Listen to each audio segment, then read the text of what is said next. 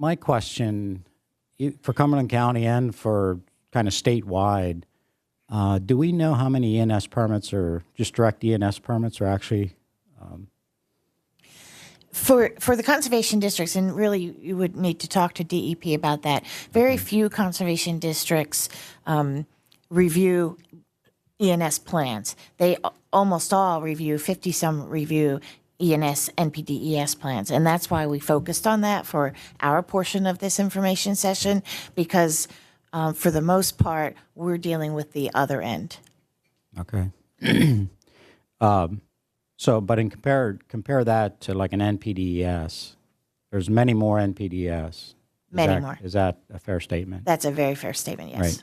So when it's just ENS, do they both go to the conservation district and the DEP, or is that all done within the conservation district? ENS permits could be reviewed either by DEP or the conservation district. It would determine the nature of the permit.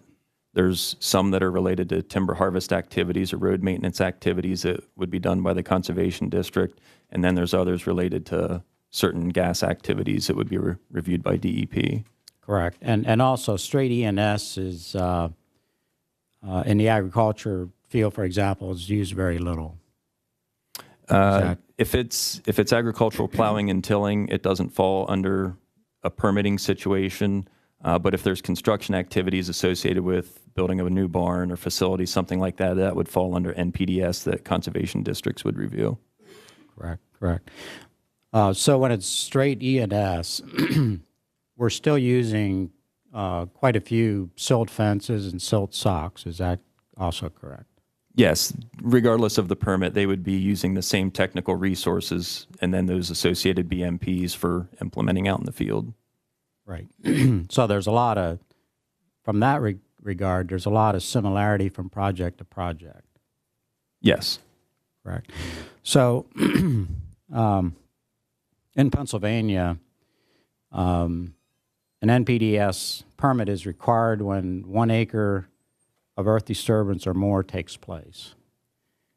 Yes. Is that also correct? And so I'm understanding that EPA requirements, their threshold is 5 acres of earth disturbance or more, and that every surrounding state to Pennsylvania follows the EPA guidelines. But Pennsylvania is 1 acre versus the 5 acres. Do we know if that's correct? I think I would defer to DEP personally on that one. Okay. I think you are correct, but again, the folks behind. We'll ask that same question. So here's just a comment.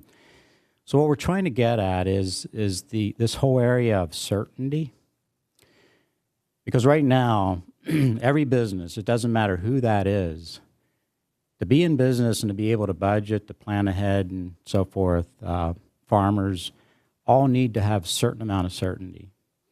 And there's a lot of things that are uncertain in beyond, these permits. However, within the whole permit structure, there's no certainty.